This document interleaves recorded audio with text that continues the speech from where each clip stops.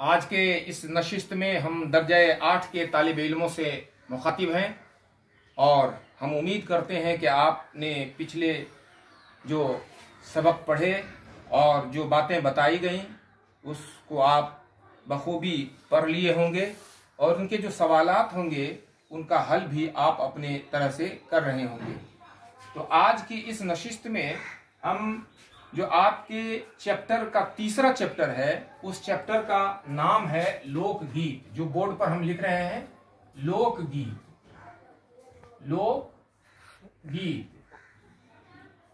तो लोकगीत जो है, लोक से मुराद आप जानते हैं बहुत चीजों में लोक लगता है।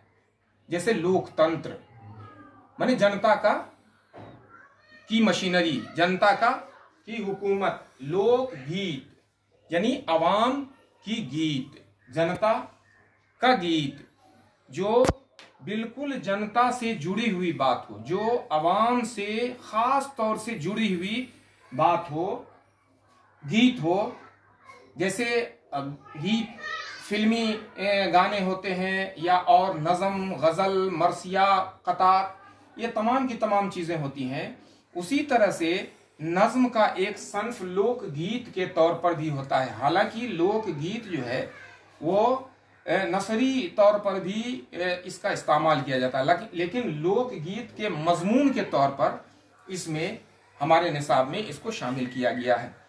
लोकगीत जो होता है वो हमारी समाज की जिंदगी से, हमारी तहजीब से खास तौर से उसका लगाव होता है। समाजी और तहजीबी जिंदगी से उसका खास तौर से लगाव होता है।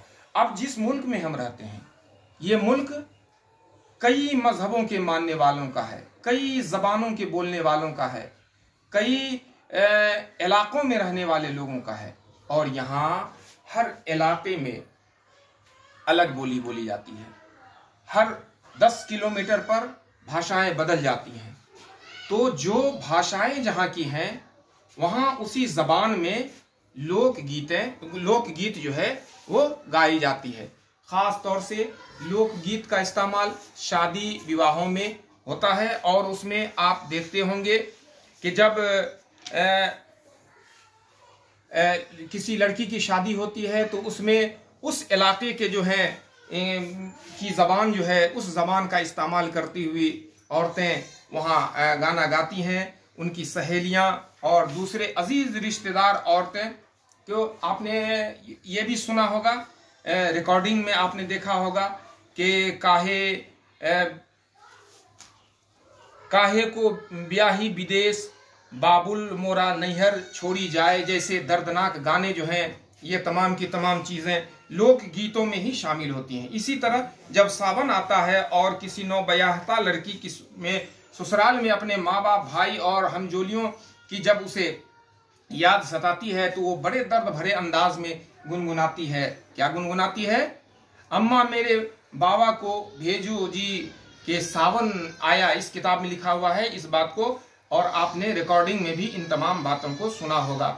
या फिर हमारे इलाके में जो बातें गाई जाती हैं, हमारे इलाके में जो गीत शादी के मौके पर गाई जाती हैं वो इस ज़बान, यहाँ की जो ज़बान है उसी ज़बान में उसको गाया जाता है। तो जो जिस इलाके की ज़बान होती है उस इलाके में उसको गाया जाता है। आपने यहाँ के इलाके में जो मैं औरतों से सुना कि काहे मनमा छोटा किए हो गिनवा लाल, तेरे सैनी में रुमला सजी है गिनवा लाल, ये यहाँ की इलाकाई ज़बान के गीत हैं। और बहुत सारे गीत जो हैं अपने अपने इलाके में गाई जाती हैं। लोकगीत यूं तो हर जबान में होते हैं, लेकिन शुमाली हिंदुस्तान में खास तौर से ब्रज भाषा, अवधी और भोजपुरी में जो गीत गाए जाते हैं अवाम में उनकी मकबूलियत बहुत है अवाम में, और उनका रिकॉर्डिंग भी आपको बहुत आसानी से मिल जाता है। उनमें जबान न जानने वालों के लिए भी कहा जाता है कि गैर मामूली तौर पर उसमें कशिश होती है। जैसे आप म्यूजिक नहीं जानते हैं, मौसीकी नहीं जानते हैं, लेकिन कभी कभी तबले जब बजने लगते हैं तो उसमें उसकी कशिश आपको इस अंदाज से खींचती है गोया आप तमाम बातों को समझ रहे हैं। उसी तरह से इलाकाई ज़बान में जब गीत गाई जाती है, ब्रज भाषा में हो या भोजपुरी में हो, और औरतें जब गाती हैं, आप उस भाषा को नहीं समझते हैं, लेकिन उसमें ऐसी कशिश होती है कि वो आपको खींचती चली जाती है। कश्मीरी, हरियाणवी, पंजाबी, बंगाली, मालवी और राजस्थानी लोकगीतों का बड़ा प्यारा अंदाज है। तो ख़ास तौर पर राजस्थानी लोकगीत तो अपने रक़्स और मौसीकी की वजह से काफ़ी मकबूल हैं।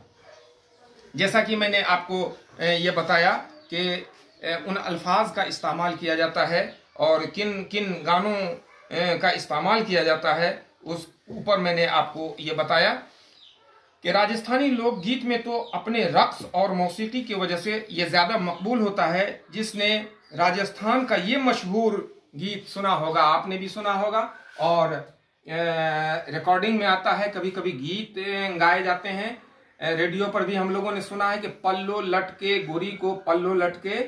तो ये जो है बहुत ही मकबूल गाना है और ये भी लोकगीतों में इसका शुमार होता है।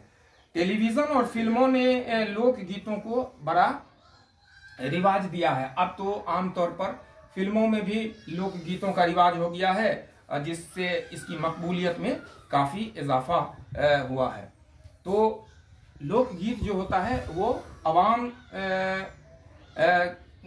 का ही गीत होता है। अवाम के ज़रिया हर इलाके में जहाँ जिसकी बोली है वो वहाँ की बोली में उन गीतों का वो इस्तेमाल करते हैं, यही लोकगीत कहलाता है और इसी में इसका जिक्र किया गया है। इस कहानी को आप पढ़ेंगे तो ये बातें आपको आसानी से समझ में आएंगी। और इसमें कुछ सवालात दिए गए हैं और इससे कबल आप जब किताब को देखेंगे तो उसमें कुछ अल्फाज हैं और मानी हैं, इन मानी पर गौर कीजिएगा। और जो यहाँ जुमला बनाने के लिए दिया गया है, कुछ खाली जगह को दिया गया है, इन तमाम चीज़ों को जो है वो आप बनाने की कोशिश कीजिएगा। तो इस वक्त हम चाहेंगे कि आपसे इजाज़त लें क्योंकि वक्त भी ज़्यादा हो गया है। दूसरे नशिस्त में जब हम आएंगे और जब हम आपके रूबरू होंगे तो बेहतरीन अंदाज में जो है इसको फिर समझाने की कोशिश करेंगे। आप इसको रीडिंग दीजिएगा, अभी आपको रीडिंग देने का वक्त है, तो आप इसे रीडिंग दीजिएगा, पढ़िएगा। हालांकि ये चैप्टर आपको एग्ज़ाम में नहीं पूछा जाएगा। जो हमारे पास आया है सिलेबस, उसमें ये बताया गया है कौन कौन सा चैप्टर, उसमें से सवाल नहीं आएंगे। तो ये इसमें से गालिबन सवाल नहीं पूछा जाएगा। कुछ इंशाइया वगैरह है, उसमें से सवाल नहीं पूछा जाएगा। फिर भी इसके अयादा के लिए मैंने आपके सामने ये बात रखी। तो आप अपना ख्याल रखिए और इन तमाम चीज़ों को आप जहन नशी कीजिए, पढ़िए घर में लोगों से मदद लेकर के, और जब हमारी मुलाकात होगी तो फिर हम आपके सामने हाजिर होंगे दूसरे चैप्टर के साथ। तो आज के नशिस्त में इतना ही। बहुत बहुत शुक्रिया।